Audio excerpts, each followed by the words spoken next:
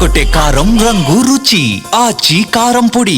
ఒకరు కాదు ఇద్దరు కాదు ఏకంగా లిస్ట్ హాఫ్ సెంచరీకి చేరిపోయింది. చంద్రబాబు మైండ్ లో ఉన్న పనితీరు సరిగ్గా లేని ఎమ్మెల్యేల సంఖ్య ఇది. కొందరైతే పింఛన్ల పంపిణీ కూడా వెళ్లడం లేదు. అసలు ఎందుకు పరిస్థితి వచ్చింది? అధినేత రియాక్షన్ ఎలా ఉండబోతోంది?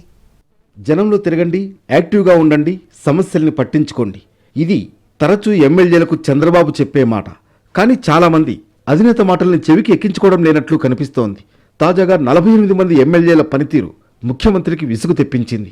కనీసం పెన్షన్ల పంపిణీ, సీఎంఆర్ఎఫ్ చెక్కుల పంపిణీలో కూడా ఎమ్మెల్యేలు కొంతమంది పాల్గొనడం లేదని చంద్రబాబు అసంతృప్తి వ్యక్తం చేశారు.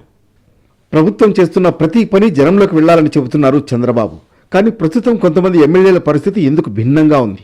అధికారిక కార్యక్రమం అయినా, పార్టీకి సంబంధించిన ఎలాంటి కార్యక్రమం అయినా ఎమ్మెల్యేలు కొంతమంది పూర్తి స్థాయిలో దృష్టి పెట్టలేకపోతున్నారు. సీఎం పదే పదే చెబుతున్నా కూడా వారి వ్యవహార శైలిలో ఎలాంటి మార్పు ఉండకపోవడంతో తీవ్ర అసహనం వ్యక్తం చేస్తున్నారు. ప్రస్తుతం 48 మంది ఎమ్మెల్యేల వైఖరిపై చంద్రబాబు అసంతృప్తితో ఉన్నారు.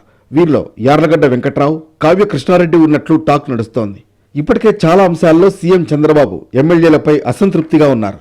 వీటికి తోడు ఇప్పుడు పెన్షన్ల అంశం కూడా కలవడంతో అసంతృప్తి మరీ ఎక్కువైంది.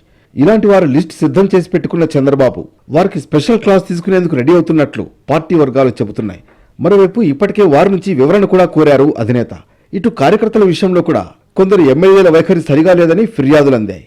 దీంతో త్వరలోనే ప్రత్యేక సమావేశం ఏర్పాటు చేసి స్ట్రాంగ్ వార్నింగ్ ఇవ్వనున్నట్లు సమాచారం. అప్పటికైనా వారిలో మార్పు వస్తుందా? చంద్రబాబు ఏం చేయబోతున్నారన్నది చూడాలి.